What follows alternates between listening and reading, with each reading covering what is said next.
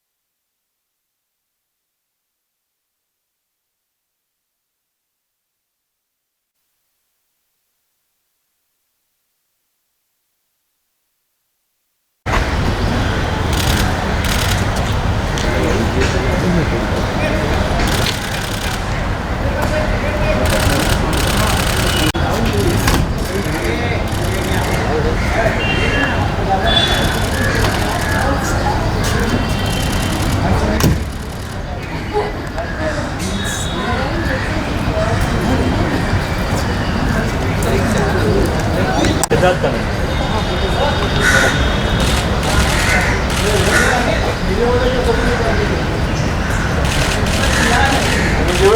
Profile क्या है?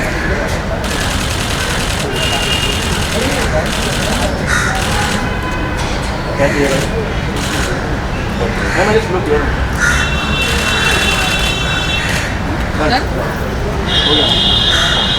मैं प्लीज कंप्लीट कर क्या कुछ कहना चाहेंगे इसके बारे में बताइए।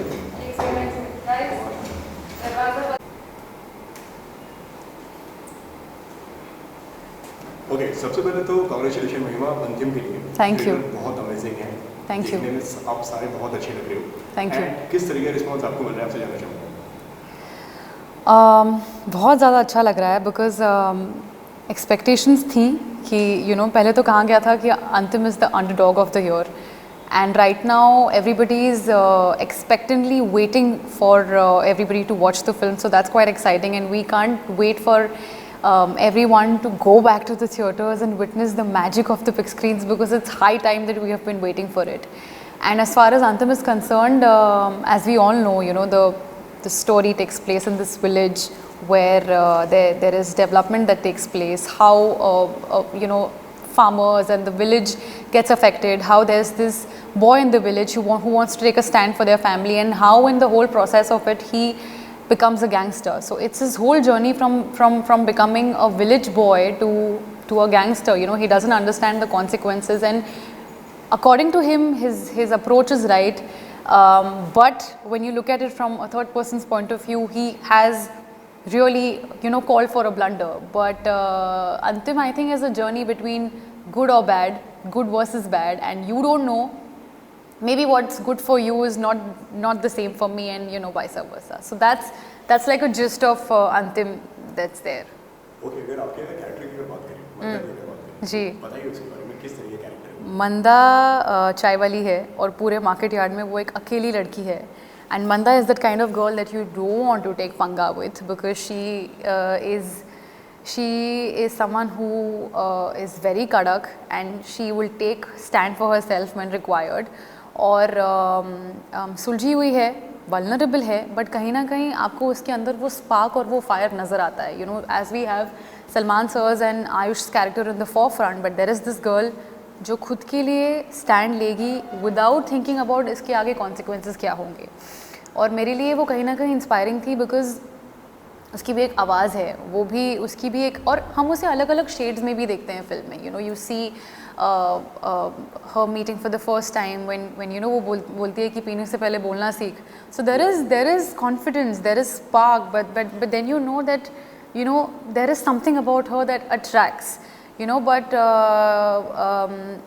फिर आपने उसे गाने में देखा हुआ, when you see Rahul Yaz and Manda's romantic angle, when you see there is this chemistry that is established, when you see Rahul Yaz propose Manda, so there is variation in range to Manda's character.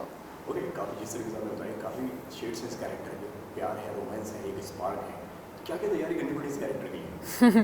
मुझे हमारे director sir Mahesh sir ने तो यही बोला था कि कोई तैयारी करके नहीं आना, just make sure that you know the background of your character, just make sure that you know the conscience of your character and don't come over prepared, because वो हमेशा से वो खुद एक एक्टर है, हम सब जानते हैं, तो वो उनको ऐसा लगता है कि जब हम एक्टर्स को एक बॉक्स में डाल देते हैं या फिर जब हम उनको बता देते हैं कि उन्हें क्या करता है, तो वो अपना मैजिक नहीं लेकर आ पाते. सो उन्होंने मुझे अपनी पहले ही फिल्म में, पहले ही प्रोजेक्ट में फ्रीडम दी as a performer to perform, for me to understand that you know this is what I can do. और जब चीज़ें गड़बड़ होती थी तो he was always there to guide me throughout the journey, but he never put any sort of pressure और you know, obviously I was worried because you know I was nervous, I was worried, because this film already has 2 very prominent characters, और उसमें आप stand out करना या आप अपने character से justify करना डिफ़िकल्ट हो जाता है. But Mahesh help me throughout the process, और मतलब कौन उनका फ़ैन नहीं हो सकता. तो बिल्कुल उनका आसपास रहना ही मेरे लिए एक इंस्टीट्यूट की तरह था. He was nothing less than an institute for me, and बहुत कुछ सीखने को मिला उनसे. बट प्रेपरेशन तो यही थी कि be spontaneous, be into your character, but come to the set and we'll see what unfolds on the set. Okay, जिस तरीके से आपने बताया कि महेश जी ने बोला कि आप फ्रेश माइंड लेकर आना, एकदम फ्रेश. बिल्कुल.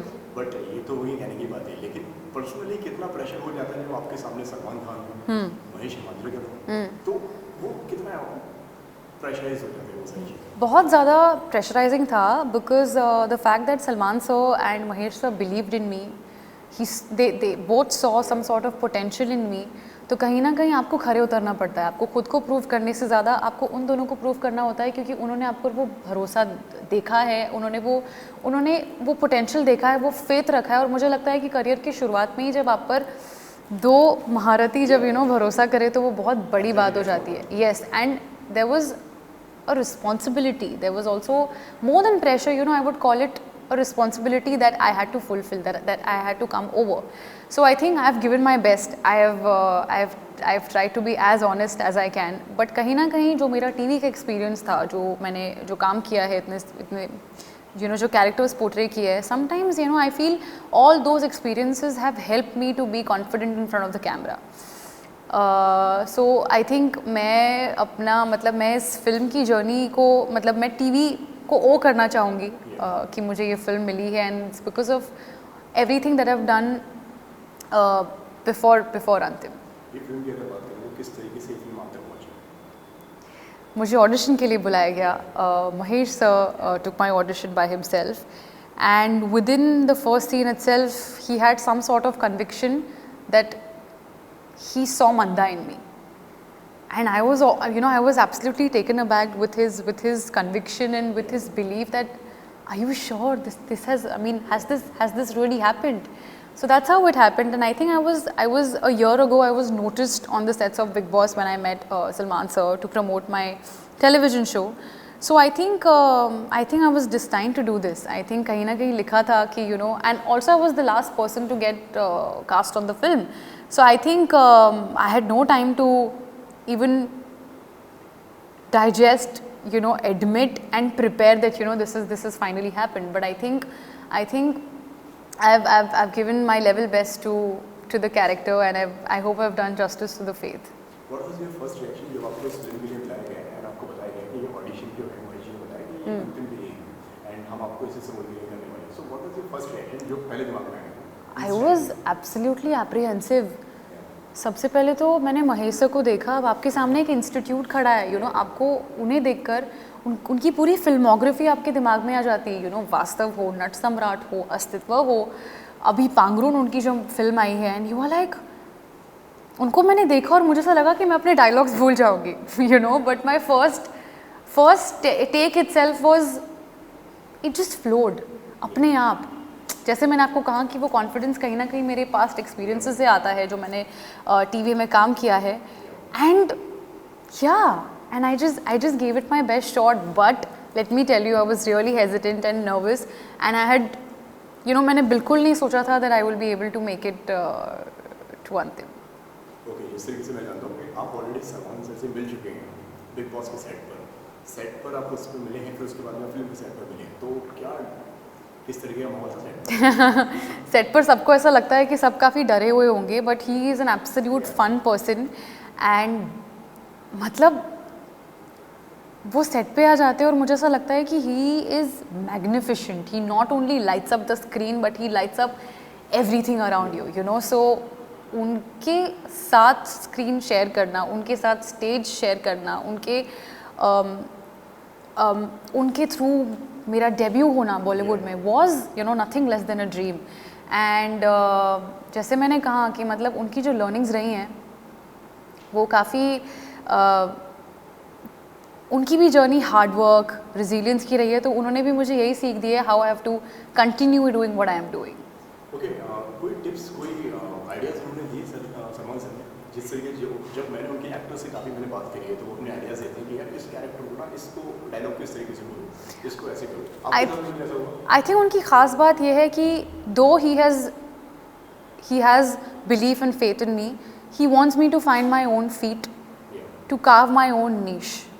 वो चाहते हैं कि मैं जो भी करूं अपने आप करूं, because I don't know, he wants me to be, he wants me to continue with the independent me that I am. So lessons तो यही रहे हैं कि कैसे मुझे हार्ड वर्किंग रहना है, कैसे यू नो हम एक्टर्स को बोला जाता है कि don't let the success enter into your head and you know to have a thick skin. So ये कुछ चीज़ें हैं जो सलमान सर ने मुझे बताई है, but he just asked me to be my own and be what I am. Ayush तो मतलब आयुष के जर्नी को, आयुष के ट्रांसफॉर्मेशन को तो मैं मतलब बिल्कुल दाद देना चाहूँगी. He is given the film everything that he has and मैं बस ये कहती हूँ कि if there is one actor that you know we all need to watch out for, then there is Ayush Sharma, because I couldn't have imagined any other person perform Rahul other than him, because he is commendable और बहुत अच्छे हैं. मतलब उनकी journey, उनका dedication बहुत ज़्यादा inspiring है. And he's also been like a guiding light to me, you know. He's also made me befriend the changes of the working patterns from television to the Bollywood industry. So I know, you know, I know that I've already made my first friend in the industry, and he's someone who's absolutely generous, inspiring, and he's dedicated. So I hope his hard work would pay off. अगर इस film की अगर बात करें, आपकी अगर बात करें, इस जर्नी की अगर बात करें, 11 साल की जर्नी है, काफ़ी लंबी जर्नी रही है. Yes. किस तरीके से देखते हैं इस पूरी जर्नी को? कितनी टफ, कितनी आसान, कितनी मुश्किल है ये जर्नी आपकी? आई थिंक एक ऐसी जर्नी है जो शायद ही मैं वर्ड्स में डिस्क्राइब कर पाऊँगी. जैसे कि आपने ही कहा कि कितनी टफ, कितनी आसान, हर तरीके के मोड़ आते हैं. हर तरीके के मोड आते हैं. Not just in the professional life, but आपकी पूरी life is all about ups and downs and peaks and valleys. So I think मैं इस जर्नी को इंस्पायरिंग, और आई थिंक मैं सिर्फ ये कहना चाहूँगी कि if one is dedicated and hard working and आप गिव अप करते हो, but it's what you do after falling down. It's important to get up. It's important to keep all your negative thoughts aside and get going. Because I think आपको vision, अगर आपको पता है कि मुझे कहाँ पहुँचना है, तो फिर मैं नहीं कहूँगी ईजी होता है. ऑब्वियसली मेरी जर्नी, मैंने बहुत कम उम्र से काम करना शुरू किया है और काफ़ी सारे टेलीविजन शोज़ किए, but I wanted to break the pattern. But I wanted to see my self on the big screen, and you know that's how I have made it for my self. Okay, lastly 26 तारीख को film आ रही है, क्या कहना चाहेंगे आपके fans से? Please जाकर देखिए. अंतिम is coming out in the theatres. Please watch it in your nearest cinema halls. It's coming out on the 26th November. Antim, go watch it and yeah, love it. Thank you so much, Mahima, आपसे बात करने के लिए. Thank you. And thank you so much for the lovely. Thank you so much.